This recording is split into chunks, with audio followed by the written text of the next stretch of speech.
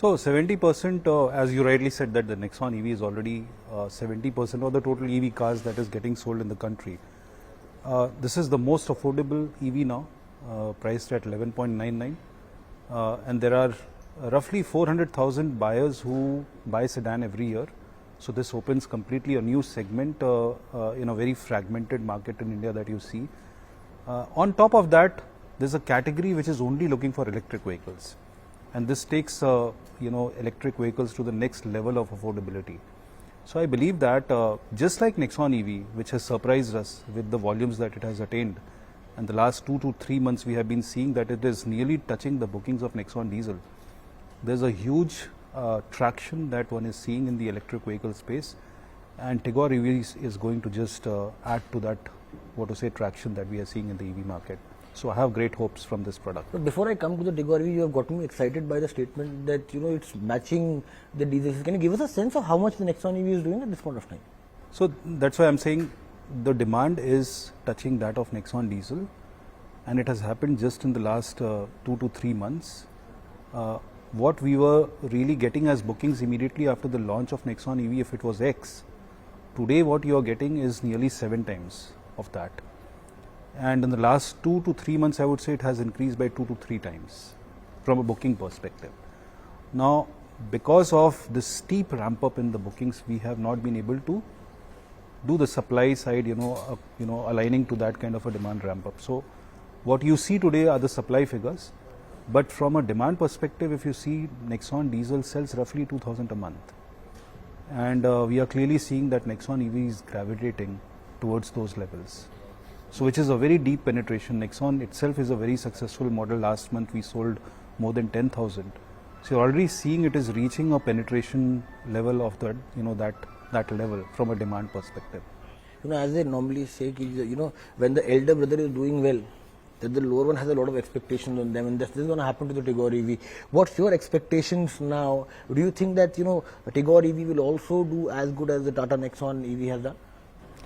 That's exactly what I think, because one, that the underpinning of Tigor EV is exactly the same as Nexon EV, which is the Ziptron, state-of-the-art Ziptron technology, and because with that underpinning, giving the range which is also pretty much same as what you have in Nexon EV, the performance level also being equally punchy, Tigor EV would possibly the zippiest, safest because of the 4-star NCAP rating that it has got, and the cleanest automatic sedan that you will have in the country. And this will be a very compelling proposition for the customer, and therefore I anticipate that this will have similar kind of success as we have seen for the Nexon EV. So how do you see the EV market? Obviously, it was a belief by the company that EVs will do well. You started, developing the Nexon, and you were there when the market was growing. Where do you see it from now on?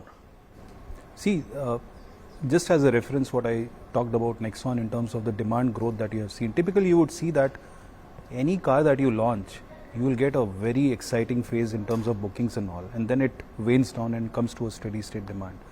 Here the growth has been growing, every quarter that you see that it goes to the next level of demand, which clearly means there are 2 things happening actually. One is that because of more and more customers adopting now Nexon EV, there are 7,000 customers who would have bought Nexon EV by now, and they had a very good experience of electric vehicles, and some of the myths and mental barriers that they had, it has got broken. So they are sharing their experience in the social media. They are talking to people who have been curious to know about electric vehicles, and basis this, those customers who were sitting on the other side of the fence, they are crossing that, and that's why, because of that reason, there is a automatic pull that you are seeing. That is on one side.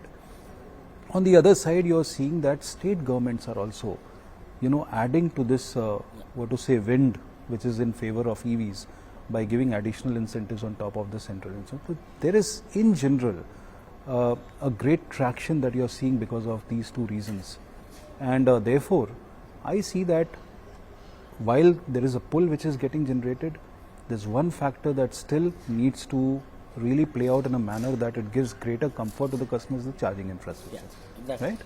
So charging infrastructure also, if you see in the last 1.5 years, we have seen Tata Power has already come with 600 plus public chargers in the big 7 cities where the demand for electric vehicles is high, and also on the highways. And it is now pursuing a very aggressive plan of putting charging infrastructure, especially on the highways, because in cities we have realized from Nexon EV that 95% of the time a customer is charging using the home charging solution. So they are now convinced that within the city drive they would not need a public charger. Yeah. But if they go out of the city, if they are going say beyond 150 kilometer, generally also you will see that intercity drives are 70% less than 150 kilometer. Yeah. For that Nexon EV can very well serve. But still you need that comfort to be given. And therefore the next focus of Tata Power also is to focus on bringing these chargers on the highways. Once all these things get sorted out in the next 2 years or so, I think there is a huge hockey stick kind of a curve that you are going to see in terms of adoption of EVs, is the way I am seeing. Do you think that in the next 2-3 years, and EVs are a constantly developing product when it comes to scale, when it comes to charging infrastructure, charging speed? Do you think in the next 2 to 3 years, there will be a lot of difference also in the way vehicles are at this point of time? What you are also looking to develop, say, which will come in the next 3 to 4 years? See, when it comes to electric vehicles, our focus is that we bring the right balance between price, range and performance. Yeah. And performance, the focus is that it should give a more thrilling experience and zippier experience than the conventional vehicle. That becomes a differentiating factor for electric vehicles. Apart from being environmentally friendly, and the values of also the citizens and the new age customers is more moving towards consuming things which are sustainable as well as environmentally friendly. So you would have seen whether in Nexon EV or for example in Tigor EV, we have always focused on not only one parameter, that I increase the range to overcome the range anxiety or bring down the price to a level where it becomes very affordable. Yeah. You have to always see in a particular segment how you strike the balance between price, performance and the range. And this is what has worked well for Nexon EV. This is what is going to work well hopefully for Tigor EV also. And this is going to be our attempt going forward. That one, that we bring the right balance. Second, as the battery prices are falling down, Yeah.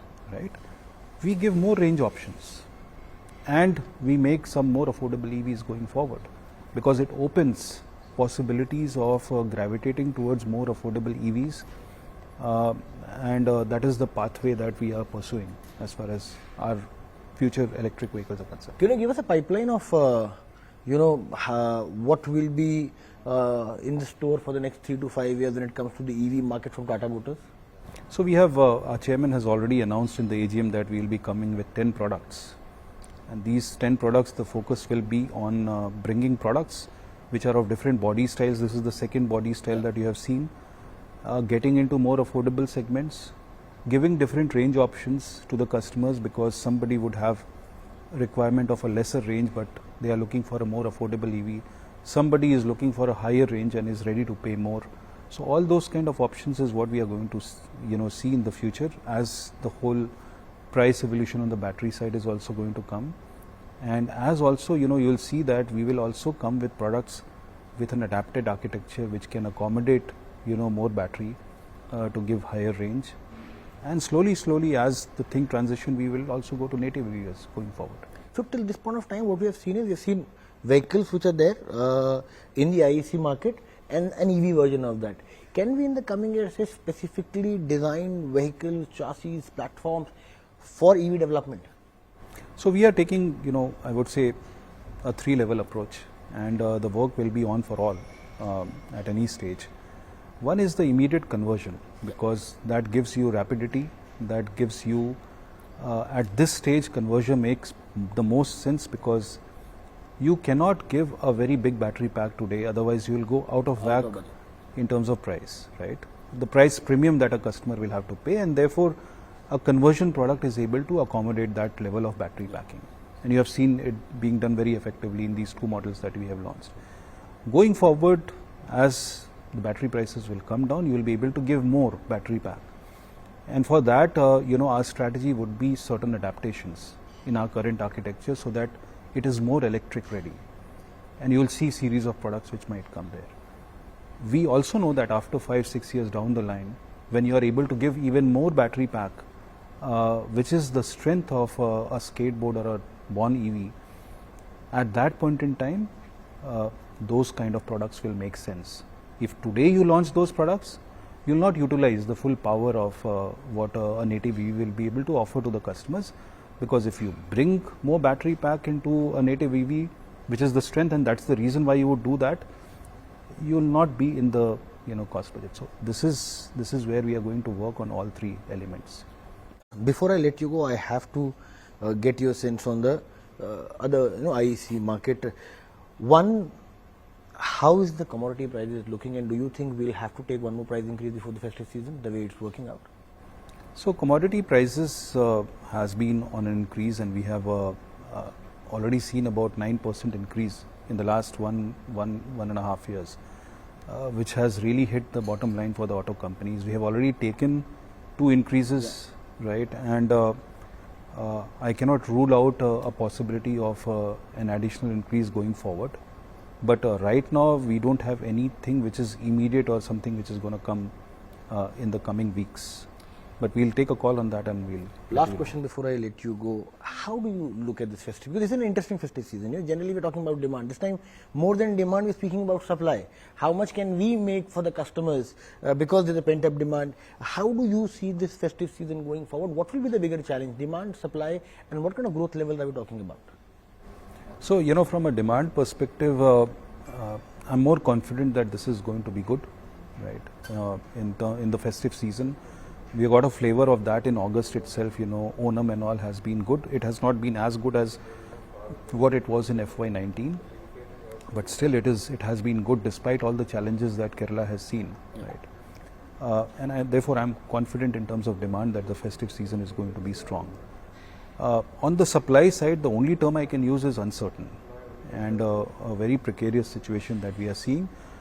In any case, the semiconductor industry was affected globally, right? And that was creating challenges, but we had worked out certain alternatives to really, to a great extent, mitigate that risk in terms of our growth journey that we were pursuing. But this has got an additional complexity because of the Malaysia situation. Yeah. And that makes the situation uncertain for the next 1 month or 2 months. We have to see how it pans out. And this can be the only dampener is what I see. So demand will be strong, supply side is uncertain. So the global players speak about the fact that the semiconductor situation might take more than end of this year. But given the fact that we are more impacted by the Malaysia situation, all the Indian car makers, do you think we will get in a better position before the global players? We can't say that. If anybody is trying to visualize even 3 months down the line, really we work for the month, where you start with a low visibility, and then by the end of the month you are able to create alternatives, to meet the month demand. Frankly, nobody is able to visualize what is going to happen, a quarter from now, because semiconductor is being used by so many industries, right? And how the allocations are happening, it's a very complex interplays, and therefore we are not able to really give a guidance in terms of whether this is going to ease out. The way we are seeing in the last 2 to 3 months, it has not eased out, right, is what we are seeing, and we don't see that next 2 months because of the Malaysia situation. This is only worsened a bit. So frankly, it's speculative to say anything beyond that.